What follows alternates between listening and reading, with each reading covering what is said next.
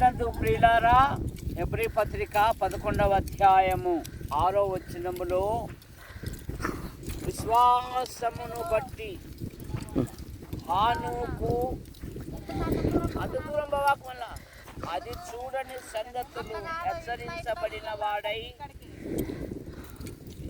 హానోకు కొనిపోబడక మునుపు అతడు దేవునికి ఇష్టుడై ఉండెను అనే మాట మనం చూస్తాం. దేవుడు హెబ్రీ పత్రిక 11వ అధ్యాయము 6వ వచనములో విశ్వాసమును బట్టి హానోకు కొనిపోబడక మునుపు అతడు దేవునికి ఇష్టుడై ఉండెను. హానోకు అనగా ప్రతిష్ఠితుడు అని అర్థం.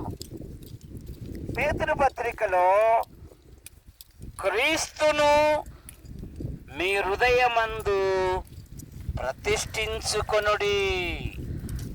మానవుడు పాపములు పుట్టి పాపములు పెరిగి పాపములు జీవిస్తూ పాప పరిహారము కొరకై అనాది నుండి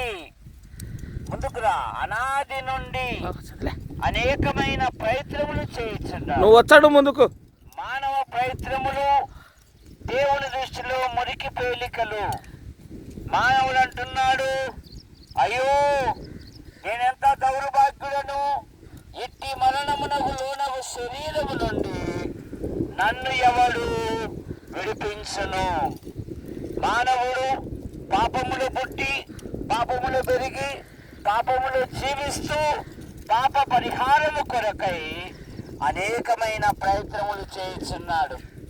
మానవ ప్రయత్నములు దేవుని దృష్టిలో మురికి పేలికలు గనక దేవుడే లోకమును ప్రేమించి యేసుక్రీస్తు నామములో భూలోకానికి వచ్చి సర్వ ప్రజల పాప నివారణ కొరకై ఆయన శిలువలో బలియాగమయ్యాడు.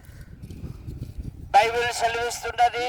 కాబట్టి నమ్మువారు ఆయన కృపచేతనే ఉచితముగా నీతిమంతులుగా తీర్చబడ్డారు. హానోకు ఉపదేశకుడు, మన ప్రభువైన యేసుక్రీస్తు వారు తన ప్రజలకు ఉపదేశమిచ్చే దేవుడు. 32వ కీర్తన 8వ వచనములో నీ మీద దృష్టి ఉంచి నీకు ఆలోచన చెప్పేదను, నీవు నడవవలసిన త్రోవ నీకు బోధించదను. హానోకు ఆదికాండం 5వ అధ్యాయం 21వ వచనములో కుటుంబ జీవనం కలిగిన వాడు, తన కుటుంబాన్ని కట్టుకుంటూ దేవునితో నడిచిన వాడు కనుక హానోకు దేవునితో నడిచెను. హెబ్రీ పత్రిక 11:5లో హానోకు దేవునికి ఇష్టుడై ఉండెను. కనుక దావీదుని గురించి దేవుడే సాక్ష్యం ఇస్తున్నాడు. తొందర పెట్టాకు వాళ్ళకట్ట మంచాను వాడా. ఓకే, దేవుడే సాక్ష్యం ఇస్తున్నాడు. ఏమని సాక్ష్యం ఇస్తున్నాడు? దావీదు నా ఇష్టానుసారుడైన మనుషుడు, నా ఉద్దేశములు నెరవేర్చువాడు. హానోకు రాబోయే తీర్పును ప్రవచించాడు. యూదా పత్రిక 15వ వచనములో హానోకు కొనిపోబడ్డాడు, ఏలియా కూడా కొనిపోబడ్డాడు. ప్రేమించిన మా తండ్రి, సహోదరుడు గంధం Devadanam the Bible study YouTube ద్వారా వీక్షిస్తున్న ప్రతి వారిని దీవించండి. మరి హానోకును గురించి కొన్ని మాటలు ధ్యానం చేశాం. మీరు కట్టి ఫలింపచేయండి.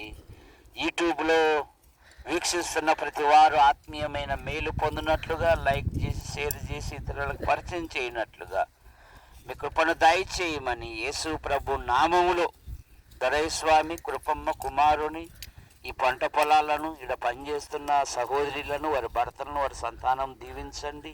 వారు కూడా ప్రభు అయిన యేసుక్రీస్తును కలిగి మీరు ఎదుగునట్లుగా మీ కృపను దయచేయమని యేసు ప్రభు నామములో ప్రార్థిస్తున్నాం తండ్రి, ఆమేన్. ఖర్చు ఏది ఇస్తల్లా ఇప్పుడు? అదే 2 సుక్కలది.